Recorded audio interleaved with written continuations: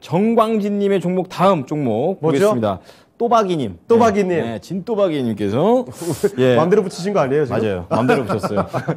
그 노래 좋더라고요. 네. 자, 아시아나항공을 올려주셨습니다. 21,500원. 예. 비중은 10%인데요. 지금 아시아나항공이 2만 원대, 지금 거의 뭐 매수가 근처다라고 보시면 되겠습니다. 네. 차트를 보게 되면 최근에 23,000원까지 한번 올라갔다가 그 이후에는 좀 가파르게 상승분을 반납하고 있는 그런 상황입니다. 예. 한 3월의 저점 대비해서 한 50%가량 좀 떨어져 있는 그런 내용이 되겠는데요.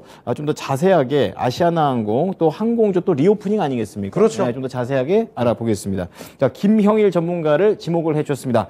전문가님, 아시아나항공 진단 부탁드립니다. 네, 일단은 뭐 항공주에 대해서는 최근에 이제 조금 많이 상담을 도와드리고 있는 것 같습니다. 그래서 이제 아마 리오프닝에 대한 기대감이 그만큼 이제 많은 분들이 크지 않으셨을까라고 이제 생각이 되고 있는데, 이제 항공주 같은 경우에는 대형 항공사와 이제 LCC, 저가 비용 항공사를 조금 이제 나눠서 생각을 해주셔야 돼요. 그래서 이제 이 대형 항공사와 LCC의 어떤 차이점은 무엇이냐라고 한다면, 결과적으로는 화물 운임을 해내느냐, 하지 못하느냐, 이 부분이 좀 중요하겠죠. 이제 지금 현재 이 베이징에서, 그리고 이제 중국 이 베이징에서 그 다음에 지금 계속적으로 봉쇄가 일어나고 추가적으로 일어나고 있는 상황이잖아요. 그러면서 이제 뭐 물류난이 계속해서 심화가 되고 있는 상태고, 때문에 이 화물 운임에 대한 부분들은 계속해서 이 항공 쪽으로는 증가가 되고 있는 추세다라고 이제 볼 수가 있을 것 같습니다. 그러면서 대한항공과 아시아나항공은 이 화물 부분에서 계속적으로 이 매출 비중이 작년부터 잘 발생을 하면서 항공주 중에서 역시나 이제 실적 방어를 굉장히 잘 해줬다라고 이제 볼 수가 있을 것 같습니다. 이제 아시아나항공 같은 경우에는 작년에 이제 이 매출 비중에서 화물 비중이 대략 한 70% 이상을 차지를 하면서 이제 꾸준하게 그래도 실적 방어를 잘 해줬다라고 이제 볼 수가 있을 것 같고, 그리고 지금 현재 리오프닝에 대한 기대감은 뭐 여전하다라고 이제 볼 수가 있을 것 같아요. 물론 이제 뭐 2월부터 이 코로나 엔데믹에 대한 이야기들이 나오면서 항공사들이 계속해서 이제 반응이 나왔었지만, 결국에 이제 지금 현재 이 증편에 대한 이런 기대감들은 사실 2분기 이후부터 이어진다라고 볼 수가 있을 것 같거든요. 이제 코로나 이 엔데믹에 대한 부분들이 가시화되기 시작한 지는 얼마 되지 않았고, 항공에 대한 부분도 점차적으로 제한이 풀려 나갈 것이기 때문에 이제 6월 이후에 7월부터 이제 정부에서 이 국제선 증편에 대한 부분들을 제한을 이제 확 풀어 나갈 예정에 있습니다. 때문에 이 여객에 대한 어떤 수요는 그래도 6월 이후에 좀 본격적으로 좀 커지지 않을까라고 이제 판단을 할 수 있을 것 같고, 지금 현재 그러한 이 현재 상태에서 항공주들은 아직까지는 숨죽이고 있는 상태다라고 이제 봐주시면 좋을 것 같아요. 다만 이제 아시아나항공은 여러 가지 기대감들이 많이 있죠. 물론 이제 최근에 어떤 항공주들이 조금 조정이 나오기는 했지만, 그래도 이 여객 수요가 증가할 것이다라는 기대감은 여전히 살아있고, 지금 현재 또 대한항공과 이 아시아나항공에 원래 이제 인수가 예정이 되어 있었는데, 지금 이제 심사가 조금은 이제 지지부진하게 진행이 되고 있기는 하잖아요. 이제 이 증편에 대한 이런 것들이 이야기가 나오면서 노선이 이제 미국하고 겹친다라고 하면서 이 심사가 조금 이제 어려워지고 있는 상태이기는 합니다.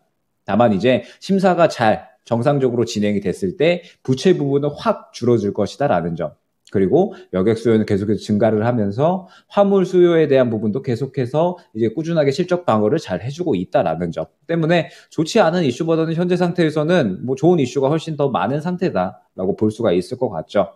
다만 현재 상태에서 시장에서 주목을 받지 못하고 있는 부분이 역시나 이제 문제가 될 수 있다라고 볼 수가 있을 것 같아요. 때문에 지금 현재 상태에서 이제 어느 정도 좀 단기적인 대응 전략을 좀 짜드린다라고 한다면, 일단은 이제 가장 중요한 이 대응 전략이 뭐냐라고 했을 때, 일전에 이제 저점을 확보해 준 부분이 사실 이제 이 19,900원 구간이거든요.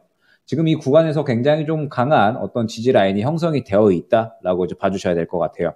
그러면은 만약에 이 구간을 이탈을 하고 뚫린다라고 했을 때에는 추가적인 조정을 예상을 해 주셔야 됩니다. 때문에 이 구간 19,900원 이탈을 했을 때에는 반드시 비중 조절을 해 주셔야 될 필요가 있고요. 그리고 혹시나 이제 이 구간 2만 원대 구간에서 어느 정도 지지를 계속해서 유지를 해준다라고 한다면, 말씀드렸듯이 항공주들은 이제 대형주 대형 항공사들, 그 다음에 LCC 포함해서 2분기 이후부터 이제 본격적으로 이 해외 항공에 대한 증편이 시작이 될 것이고, 그러면서 이제 다시 한번 기대감이 살아날 만한 확률은 충분히 있습니다. 아시아나항공 같은 경우에는 특히나 이제 대한항공과의 이런 인수권도 있기 때문에 이러한 것들이 전체적으로 잘 조화가 된다라고 했을 때에는 이 구간에서 어느 정도 이제 지지를 보여주고 다시 한번 상승 흐름이 나타내줄 확률이 이제 크다라고 볼 수가 있을 것 같아요. 그러면은 이제 뭐 일장 목표가 정도는 대략 한 22,000원 구간이다라고 볼 수가 있을 것 같습니다.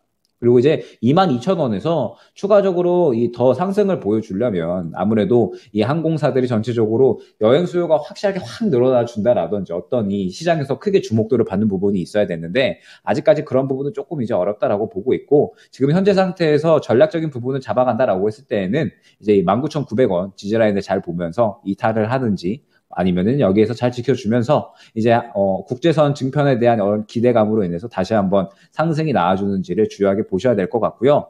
반드시 19,950원 이 지지라인을 이탈을 하게 되면 꼭 최소한 비중 조절이라도 하셔야 된다라고 조금 강조를 드릴 수 있도록 하고요. 이제 어느 정도 이 구간에서 지지를 보여주면서 반등이 나온다라고 했을 때에는 이제 대략 한 매수가 근처에서 그래서 정리를 하셔가지고 좀 새로운 종목 쪽으로 교체를 하는 쪽으로 이제 좀 말씀을 드릴 수 있도록 하겠습니다. 네. 자, 중요한 가격대입니다. 19,950원 이탈하는지, 이탈하게 된다면 비중을 줄여서라도 좀 조절을 해보시자 이렇게 말씀해 주셨고요. 2만 원대를 유지하면은 지금 매수가 근처까지 다시 왔을 때 더 좋은 종목으로 갈아타자라는 관점에서 아시아나 항공을 진단을 해드렸습니다. 지금까지 아시아나 항공이었습니다.